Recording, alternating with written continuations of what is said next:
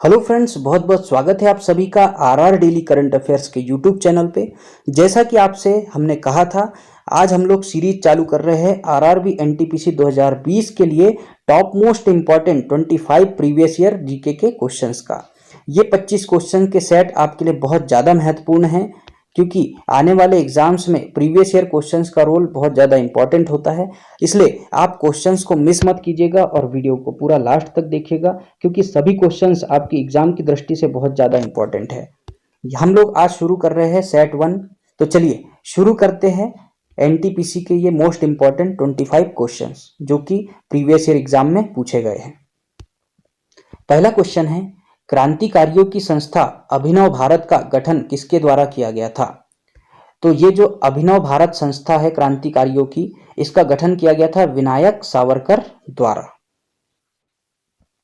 Question number 2 है, optical fibre किस सिद्धांत पर कार्य करता है? तो ये जो ऑप्टिकल फाइबर है ये करता है पूर्ण आंतरिक परावर्तन के सिद्धांत पर। क्वेश्चन नंबर 3 है, कोई पंचायत भंग हो जाए तो चुनाव भंग होने की तारीख के कितने समय के अंदर हो जाने चाहिए? तो अगर कोई पंचायत भंग हो जाती है तो भंग होने के कितने समय के अंदर हो जाने चाहिए चुनाव? पुनः ये हो जाना चाहिए 6 माह के भीतर। क्वेश्चन नंबर 4 है, भारत का पर्यावरण संरक्षण अधिनियम किस वर्ष में अधिनियमित किया गया था? तो भारत का जो पर्यावरण संरक्षण अधिनियम है ये 1986 में अधिनियमित किया गया था। क्वेश्चन नंबर 5 है, कितने भारतीय राज्यों और कितने संघ शासित प्रदेशों की सीमा समुद्र तट से लगती है? तो 9 राज्य है और 5 संघ शासित राज्य है जिनकी सीमा समुद्र तट से लगती है। अब कमेंट में आप इनके नाम लिख के बताएंगे और रिपीट करेंगे कि कौन कौन से वो 9 राज्य है और 5 संघ शासित प्रदेश है। क्वेश्चन नंबर 6 है, नंदा देवी चोटी किस राज्य में स्थित है? तो ये जो नंदा देवी चोटी है ये उत्तराखंड राज्य में है। क्वेश्चन नंबर 7 है, कंप्यूटर के संदर्भ में GUI का पूर्ण रूप क्या है? तो GUI का पूर्ण रूप होता है कंप्यूटर में graphical user interface. Question number 8 है, यहूदियों का धार्मिक ग्रंथ कौन सा है?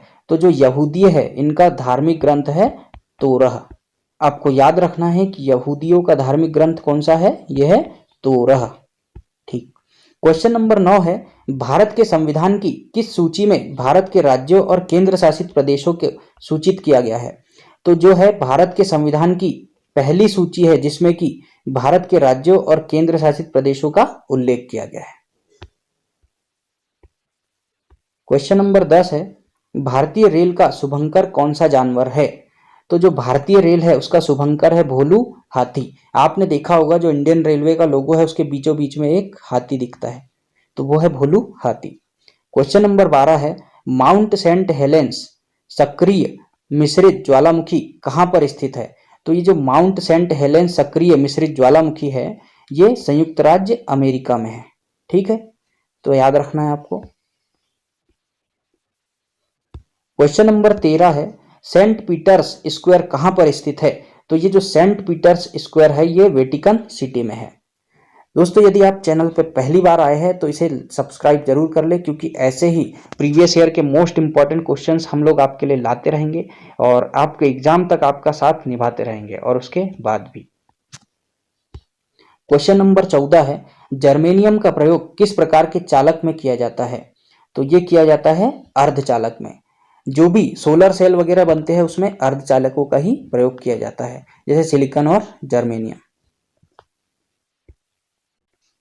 क्वेश्चन नंबर 15 है, लाला लाजपत राय कहाँ के निवासी थे? तो लाला लाजपत राय जो थे वो पंजाब के निवासी थे। लाठीचार्ज में उनकी मृत्यु हो गई थी। क्वेश्चन नंबर 16 है, भारतीय रेलवे बोर्ड अधिनियम किस वर्ष पारित हुआ था? तो भारतीय रेलवे बोर्ड अधिनियम ये पारित हुआ था 1905 में। क्वेश्चन नंबर 17 है, MS वर्ड एप्लीकेशन किसका उदाहरण है? तो जो MS वर्ड है जिसमें कि हम वर्ड के डॉक्यूमेंट बनाते हैं, यह एक किस प्रकार का है? ये सॉफ्टवेयर है, यानी कि ये एक सॉफ्टवेयर है MSW। क्वेश्चन नंबर 18 है, FDI का पूर्ण रूप क्या है? तो एफडीआई का पूर्ण रूप है foreign direct investment. Question number 19 है, नीति आयोग का पूर्ण रूप क्या है? तो जो नीति आयोग है इसका पूर्ण रूप है national institution for transforming India, और इसके अध्यक्ष कौन होते हैं? हमारे देश के प्रधानमंत्री। क्वेश्चन नंबर 20 है, डीएनएस का तात्पर्य किससे है और इसका पूरा नाम क्या है? तो जो डीएनएस है इसका संबंध जो है वो कंप्यूटर से है, और इसका तात्पर्य क्या है? Full form domain name system. Next question है क्वेश्चन नंबर 21, अकबर का निवास स्थान कहां था? तो अकबर का निवास स्थान था आगरा में, याद रखना है आपको। क्वेश्चन नंबर 22 है, भूटान का राष्ट्रीय खेल कौन सा है? तो जो भूटान है उसका राष्ट्रीय खेल है तीरंदाजी। क्वेश्चन नंबर 23 है, मिशन रफ्तार परियोजना किससे संबंधित है? तो जो मिशन रफ्तार परियोजना है ये रेल विभाग से संबंधित है। क्वेश्चन नंबर 24 है, वायु में ध्वनि की गति की तुलना में अधिक तेजी से गति करने वाली वस्तु किस रूप में मानी जाती है? तो यदि वायु में कोई चीज गति करती है और उसकी गति ध्वनि से भी तेज होती है तो उसे कहा जाता है सुपरसोनिक। इस वीडियो का 25 नंबर का और आखिरी क्वेश्चन है, राज्य पुनर्गठन आयोग की स्थापना किस वर्ष की गई थी? तो ये की गई थी 1953 में।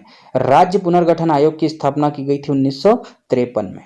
ठीक है, तो ये क्वेश्चन थे top most 25 previous year most important question, जो कि आपके आने वाले एनटीपीसी एग्जाम में बहुत इंपॉर्टेंट रोल प्ले करने वाले हैं, इसलिए आप इसे अच्छे तरीके से पढ़ लें।